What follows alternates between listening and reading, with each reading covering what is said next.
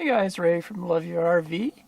So I'm showing you sort of the heart of my solar power system in my RV, and it's a pair of SRNE controllers. They're both MPPT, 40 amps, just sort of different case designs. You can see one's a little smaller up there and has an external display. This one has a built-in display. So that one I reviewed for Brochure RV a couple years ago. It's been working fine. Last year, SRNE actually contacted me and asked if I would do a test and review of this solar controller, and it worked out really good. I like it, been using it. So the pair, actually, there's some solar panels on the roof, a couple different arrays, and they each do a different array, and then they charge my battery bank. You can also see here I have a Renogy DC to DC battery charger.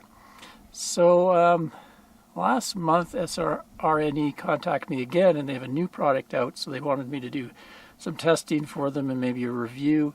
And it's actually combines the two things in one package, so you get a MPPT solar controller and a DC to DC charger that runs off your alternator of, say you have a motorhome, or in my case I have a truck. So the alternator will feed the DC to DC charger portion, and the particular model I have can output 50 amps of charge current either from solar panels or a DC to DC charger. So it would kind of take both of these. I could take those out and put in just one unit. It's also ideal for someone with a small motorhome that wants isolation between their alternator and their batteries via the DC to DC charger, but then wants an easy hookup for solar panels. So basically, when you're parked with solar, you'd run off your solar panels. Then when you drive, you'd be charging your batteries with the DC to DC charger. So maybe let's go and give you a look at the brochure online, so you can kind of get a look at what it looks like, and then I'll do some real world tests with it with my truck and a solar panel I have. Here's the brochure. You can see the unit here, MD series DC to DC charger with MPPT, and the one I'm checking out is the MD1250N05, which is basically the 50 amp version. There also is a 30 amp version. You can see here the max voltage open circuit for the solar panels is 55, so a little bit low. It's okay. It'd be nicer if it was a little higher. And max current will be 45 amps and 700 watts from the solar. They call this leisure battery, which is what we call coach or house battery. They're based in Hong Kong, I think, or China somewhere. So they kind of go to a worldwide market, and I find a lot of their marketing is aimed more at worldwide kind of RVs and not so much North American. So some of the terminology is a little different. Anyway, the house battery can be lead acid, lithium ion, or has user defined, so you can set your own settings. And you can see here max MPPT charging current is 50 amps, max alternator charging current is 60. They call it a buck charging. And then your starter battery, alternator, lead acid, some of the specs there for that. They also have, it can work with a conventional alternator, or they call this 06 standard alternator.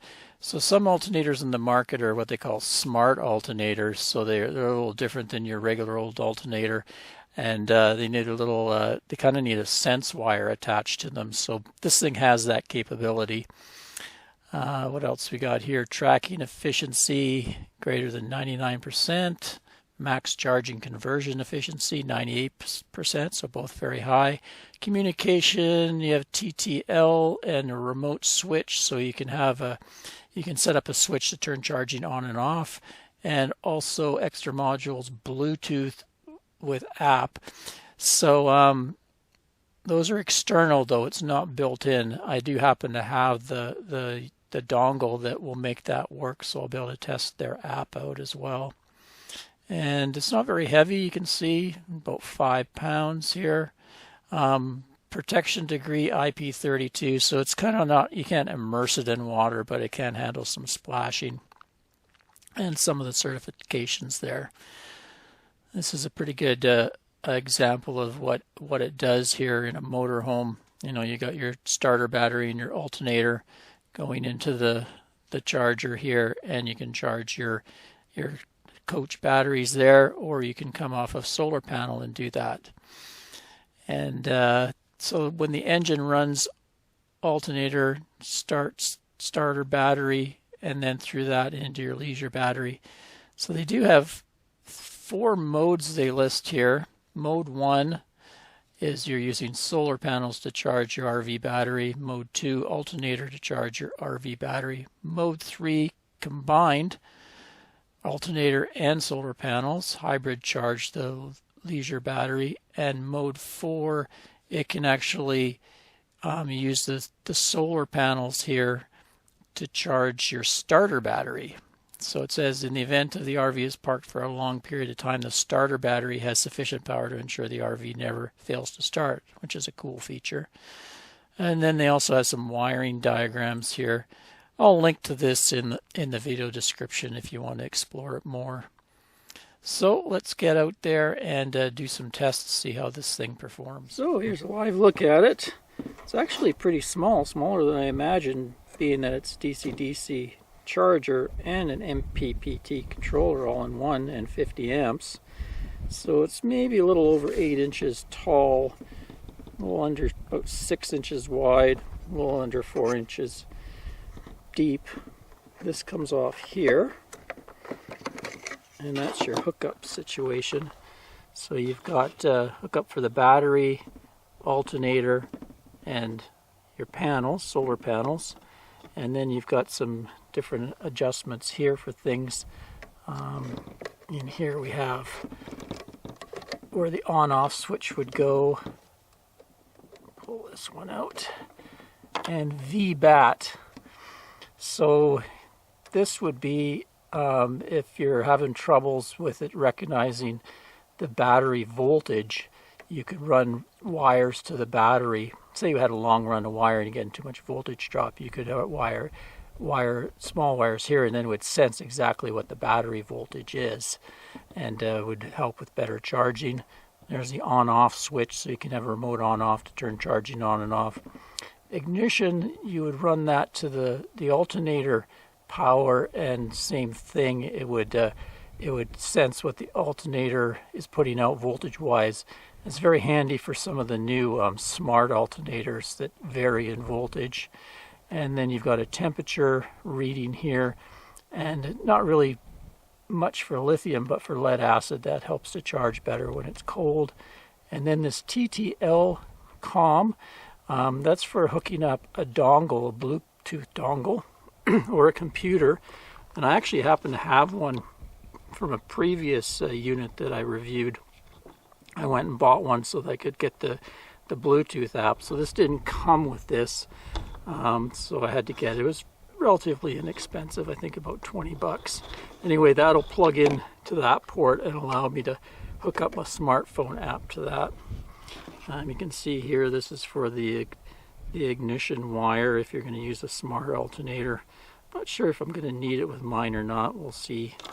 And this is for the battery temperature sensor right there. I won't have to use that. And it came with 6 of these, because these are kind of terminal connections, which is nice. I like that. And I've actually made up some wires here with 4 of them, just so I can hook things up easily here for testing. And owner's manual. And you've got a display here with a couple buttons. So you can do all the settings with these 2 buttons, but it actually is really nice to have the app. It makes actually setting it up a lot easier.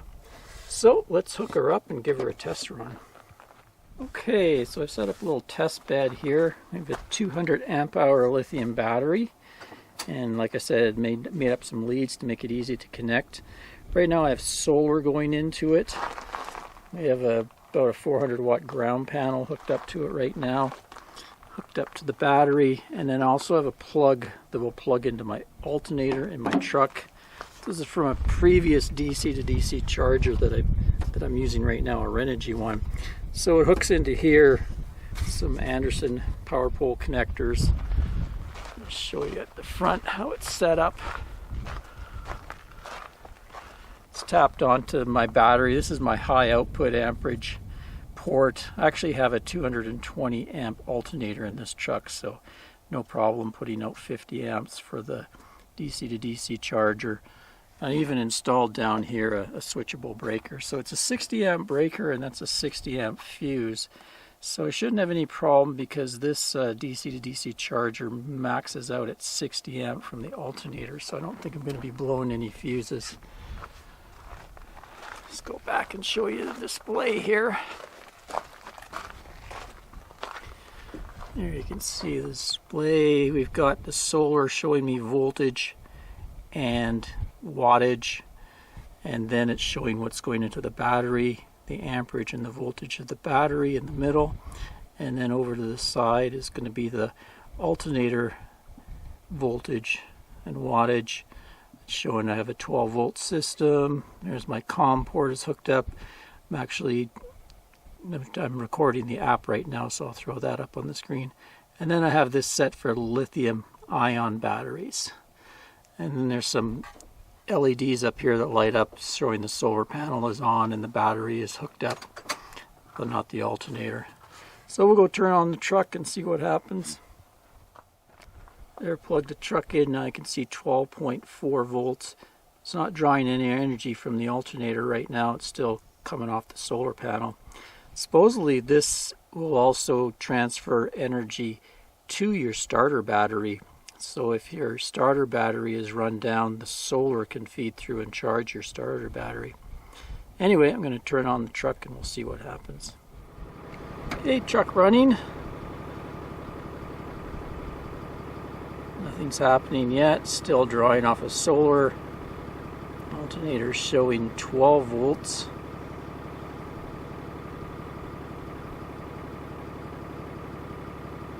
Still drawing off the solar. It's the truck's alternator is analyzing the load. Oh, there we go, 14.4 volts. It's showing from the alternator. So that should switch over charging to the alternator now.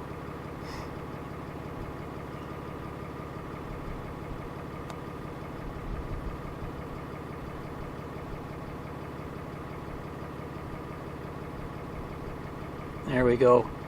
You can see the alternator starting to charge. Solar is quit, and now the alternator's ramping up.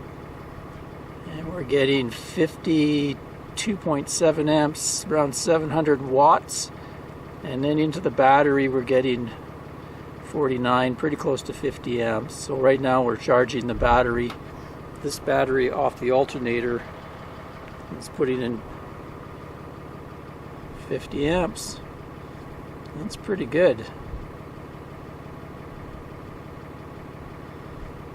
Now, supposedly there's some setting in here where you can have it share percentages, so you can have both the solar and the alternator charging at the same time. I'm just going to disconnect the alternator and we'll see what happens. Pulled the plug.